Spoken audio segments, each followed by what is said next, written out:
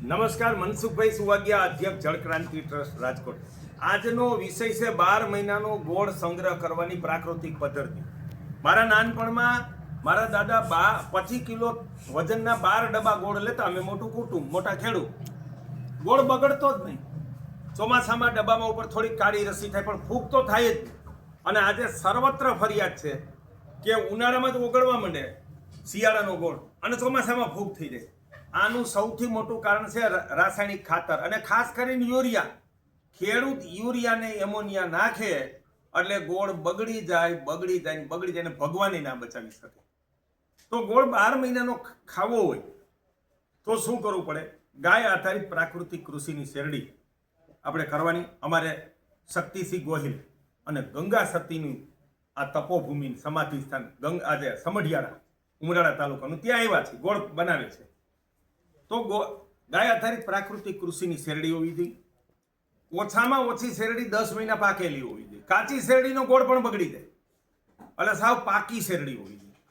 પાકી શેરડીના રસમાં ગોળ બનાવનાર ખેડૂતે ધ્યાનમાં રાખવાનું છે. ગોળને જરા કે ઢીલો નથી રાખવાનો. તમે ડબ્બા પેક કરો તોય ભલે અને ભીલા બનાવો તોય ભલે. જેટલો મહત્તમ પકવી શકાય એટલો પકવું. પકાવ્યા પછી ગોળ બનાવનારે ઓછામાં ઓછા 72 કલાક ત્યાંથી લઈને 8 દિવસ એને આવી રીતે સૂકવવાનો છે. ઉપર સુતરાવ, જેને આપણે કોટન કહીએ, અથવા કંતાન, એ ઢાંકવાનું છે કે એને હવા લાગે. પછી અહીંથી ગ્રાહક લઈ જાય, એને ભીલા લઈ જાય અને 50-100 ગ્રામના ટુકડા કરી નાખવાના. આ અમારે 10 વર્ષથી અમારે ઘરે કરી. પછી એને પંખા નીચે, તડકે સૂકવતા નહીં, પાછા પંખા નીચે છાયામાં તમારે એને 8-10 દિવસ સુધી સુકાવા દેવાનું. પછી રાત્રે બારી ખુલ્લી હોવી જોઈએ અને રૂમ સાવ ઠંડો હોવો જોઈએ. કે ઓસરીમાં રાખો ગોળ છેલ્લે દિવસે, બરાબર.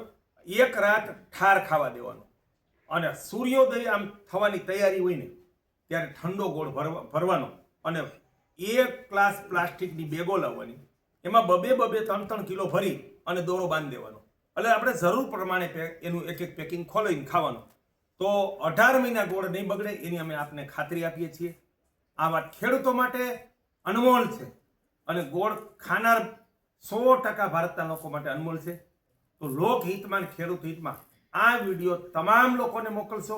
સાથે એ પણ કહી દો, આપણે અનાજનો સંગ્રહ કરીએ, મસાલા, દળેલા હળદર, ધાણા જીરું, મરચું, પણ એ બધું એક રાત ખુલ્લું ઠરવા દેવું પડે.